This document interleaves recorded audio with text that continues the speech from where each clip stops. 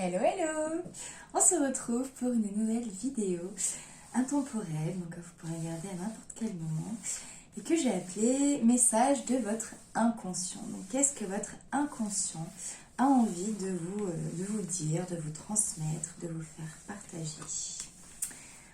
Allez, quel message de votre inconscient pour les personnes qui regardent cette vidéo?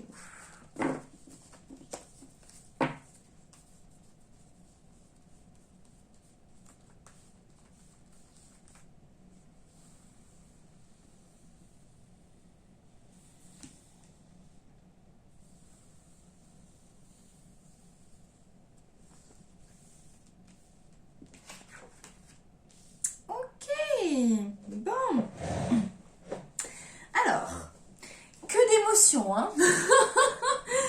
Que d'émotions. Bon, alors déjà, là, je peux très bien avoir affaire à des êtres hypersensibles, hyper intuitifs aussi. Ok, là, ce que je capte, en fait, c'est que vous êtes en plein changement, justement, par rapport à la vision que vous avez de vos émotions, de vos ressentis, de votre intuition, de vos sens en fait, vous voyez, de vos sens intuitifs, impalpables, voilà. Il y a vraiment pour moi une mise à niveau énergétique qui est en train d'être faite en fait, qui vient de vous, enfin quelque part qui vient de vous, en tout cas qui vous est proposé de mettre en place, mais avec cette énergie de roue de fortune, il y a vraiment un mouvement, un changement. Ça peut être aussi de l'ordre de votre destin en fait, hein, que c'est comme si c'était le moment en fait, vous voyez, dans votre vie de comprendre, de voir ça et d'opérer peut-être ce changement, cette transition, ce renouveau. Excusez-moi. Et le message de votre inconscient, la lune. Pour moi, là ce qu'il vous dit, c'est justement prête beaucoup plus attention sur ce qui se passe dans ta vie intérieure en fait. Qu'est-ce qui se passe dans ta vie intérieure au niveau de tes rêves aussi, au niveau de tes ressentis, de ce qui se passe? Est-ce que tu prends du temps pour aller voir ce qui se passe déjà à l'intérieur? Est-ce que tu passes du temps pour t'introspecter? Est-ce que tu passes du temps pour être à l'écoute de tes émotions, à l'écoute de ton corps aussi? Vous voyez, il y a vraiment ce prisme-là pour moi qui est à prendre. En tout cas, ce que je ressens, en fait, quand je parlais de niveau, de palier, de choses qui vous arrivent au niveau un petit peu du destin, comme si c'était le moment, pour moi, c'est par rapport au fait, justement, que vous êtes quelqu'un d'hypersensible et que c'est le moment de changer la manière dont vous utilisez, justement, vos ressentis, vos émotions et votre hypersensibilité, en fait. Vous voyez, là, pour moi, il y a un palier qui se passe où peut-être que jusqu'à présent, vous l'avez peut-être plus subi, où vous ne saviez pas trop comment le manier en fait, parce que l'énergie de la lune c'est quand même quelque chose qui est hyper dense, hyper profond, qui peut être hyper lourd aussi, c'est très marécageux en fait, hein. C'est aussi l'arcane des dépressions, vous voyez, c'est ce côté un peu la psyché ou qui est très très nébuleuse, où on ne comprend pas trop, des rêves vraiment un peu perturbants, où on s'y perd un petit peu, vous voyez, il peut y avoir des choses comme ça. Et là, il y a comme un côté... maintenant, tu vas apprendre à t'en servir en fait, et tu vas apprendre à mieux t'en servir. Voilà, je ressens ça comme ça. Ou en tout cas, c'est ce que l'inconscient vous propose. Parce que il y a de très belles choses à faire en fait.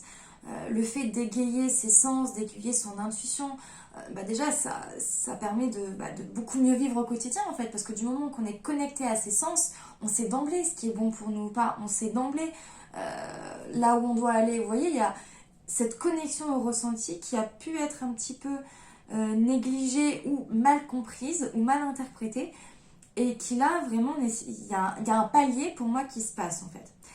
Alors ça se peut aussi quand même que ça vienne beaucoup donc, jouer sur les émotions et sur la manière dont vous les vivez.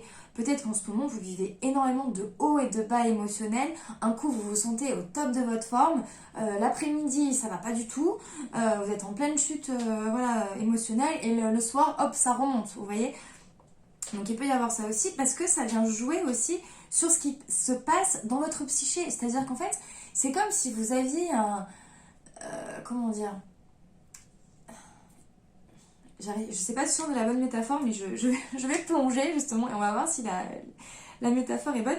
Mais c'est comme si votre inconscient c'était une grande malle remplie d'eau en fait, et que du coup, eh bien, si vous n'avez pas conscience qu'il y a cette malle remplie d'eau, l'eau qui peut représenter justement les émotions, l'intuition, les ressentis, etc., et que vous faites en sorte de maintenir la malle fermée, entre guillemets, pour pas que ça sorte, justement, bah ça finira par sortir, en fait, de toute façon, par le biais de larmes, justement, par le biais de haut et de bas, voilà, par des vagues, en fait, hein, par des remous, tout simplement.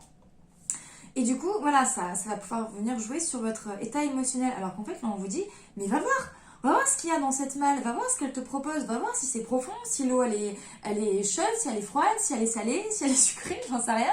Bon, voilà, c'est des métaphores, mais allez plonger là-dedans, parce qu'en fait, c'était une malle, mais au fond, pour moi, il y a un trésor, en fait, vous voyez. Il y a la grosse couche d'eau qui cache un petit peu tout, qui peut paraître un peu perturbante, etc. On a peur de se noyer, voilà, c'est jamais, on ne sait pas trop.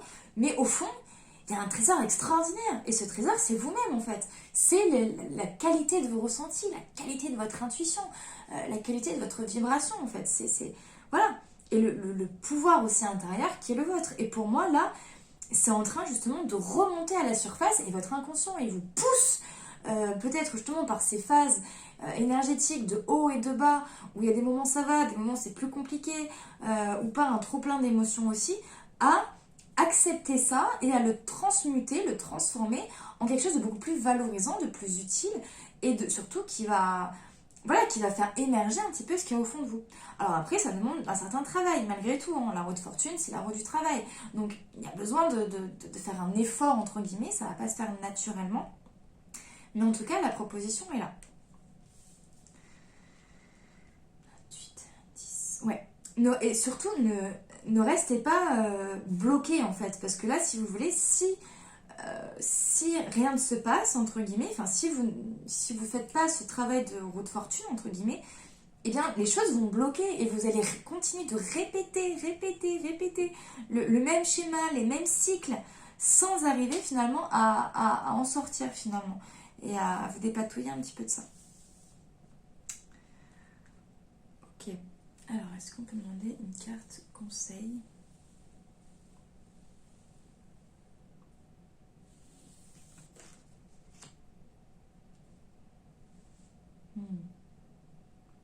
Ok. Il peut y avoir aussi un rapport avec la mère.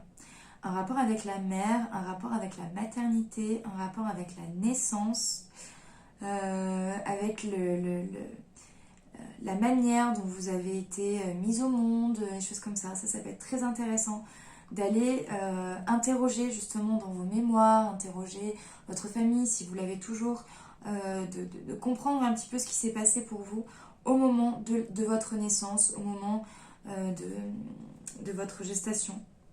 Et parce qu'il peut y avoir des mémoires aussi qui sont un petit peu bloquées en fait par rapport à ça. Un conseil, là on est vraiment dans le fait de lâcher le contrôle en fait. C'est lâcher le contrôle et accepter de se laisser aller un petit peu dans ce mouvement, dans ce flow créateur. Pas chercher aussi à avoir de résultats, j'entends. Vous voyez, ne cherchez pas à avoir de résultats, ne faites pas les choses pour être médium ou parce qu'on parle de la lune et de la sensibilité et d'intuition, donc vous voyez d'être capable de canaliser des grands maîtres spirituels ou des êtres de lumière. Non, il n'est pas là l'objectif, entre guillemets. L'objectif, c'est vraiment d'aller vous connecter, vous, à vos propres ressentis pour pouvoir l'intégrer dans votre quotidien et pouvoir bien vivre avec, et surtout que ça puisse vous permettre d'accueillir ces états émotionnels aussi qui peuvent être présents par moment, en fait. Voilà. Voilà les amis, je vais m'arrêter là. J'espère que cette guidance vous aura parlé. Puis on se dit à très vite pour de nouvelles vidéos sur Tarot Authentique. Bye bye!